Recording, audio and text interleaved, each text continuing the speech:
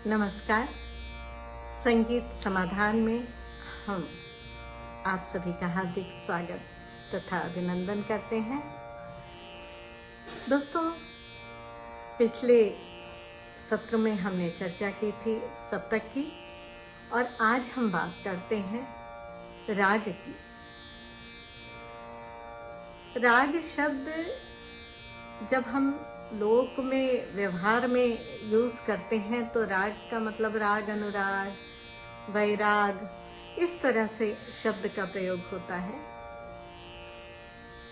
किंतु जब हम धुनों के रूप में प्रयोग करते हैं तो जैसे कहते हैं लोक भाषा में कि इस गाने का जरा राग बता दो, इस फिल्मी गाने को कैसे गाते हैं इसका जरा राग बताओ, या इस भजन को कैसे गाते हैं इसका राग बता दो। तो इस तरह जो राग शब्द है वो एक धुन के रूप में व्यवहार आता है और वो धुन बनती है स्वर, लय, छंद, ताल, इसको लेकर।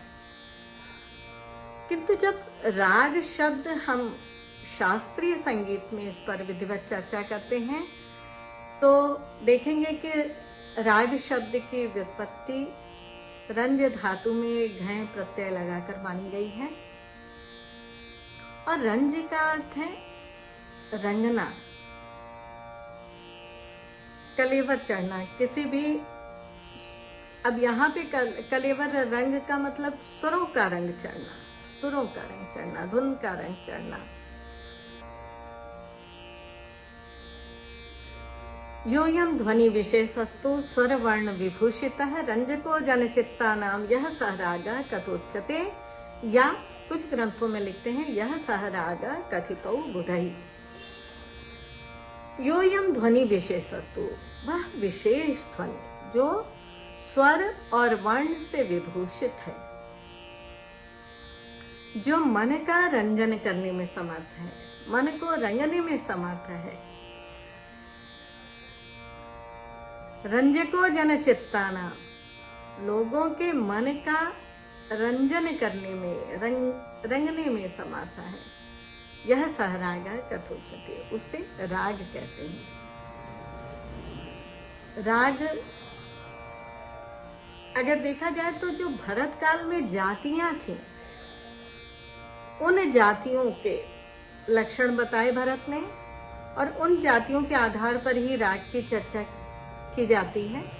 हम जब जातियों पर बात करेंगे तो उस सत्र में हम जातियों की विधिवत व्याख्या करेंगे। किंतु भरत ने जाति के लक्षणों में बताया है ग्रहांश मंद्र ताराणाम न्यासा पन्यासियोस् तथा अल्पत्वस्य बहुत्वस्य षाडवो औडवो रवि। ग्रह, अंश, न्यास, अपन्यास, अल्पत्व, बहुत्व, औडो, षाडो, मंद्र और तार, ये 10 जाति के लक्षण हैं। ग्रह स्वर जिससे राग का प्रारंभ किया जा सके।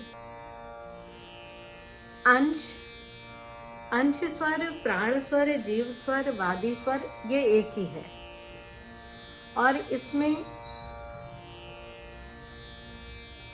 न्यास का भी स्थान है। न्यास, उसके जस्ट बाद ही न्यास की चर्चा की है। न्यास यानी अंश और न्यास का अनन्योन्याश्रित संबंध है, बिल्कुल एक दूसरे पे आश्रित है। वो जो अंश स्वर है उस पर न्यास होगा। अपन्यास जिस पर समाप्त किया जाएगा। अल्पत्व, अल्पत्व 2 प्रकार से, लंघन मूलक अल्पत्व और अनाभ्यास मूलक।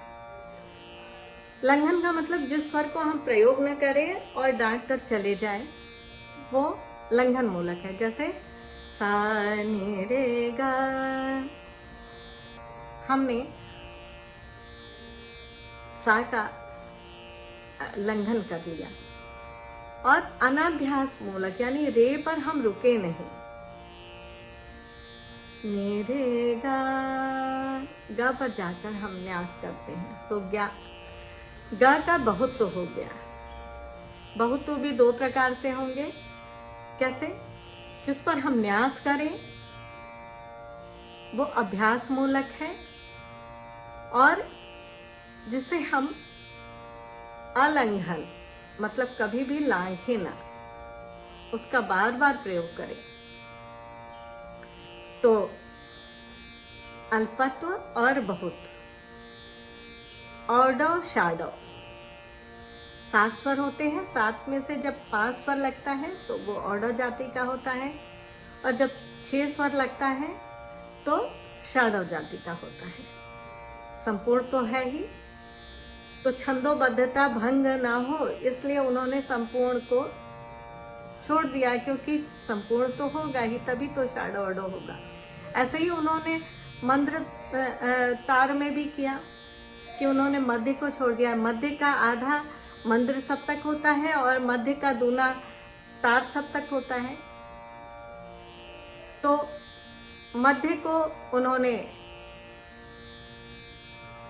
यूनिवर्सल मानते हुए, ट्रुथ मानते हुए उसको प्रयोग नहीं किया, क्योंकि वो छंदोबद्धता इस श्लोक में भंग हो रही थी। और इन जाति लक्षणों में ही 3 और संन्यास विन्यास अंतर्मार्ग लक्षण को जोड़कर शारंग देव ने राग के 13 लक्षण माने। तो इन लक्षणों पर समन्वित होकर जब कर्ण मीण खटका मुर्की स्वर सौंदर्यों का गमक, स्थायी और आलप्ति का प्रयोग करते हुए हम विस्तार करेंगे तो वो राग होगा।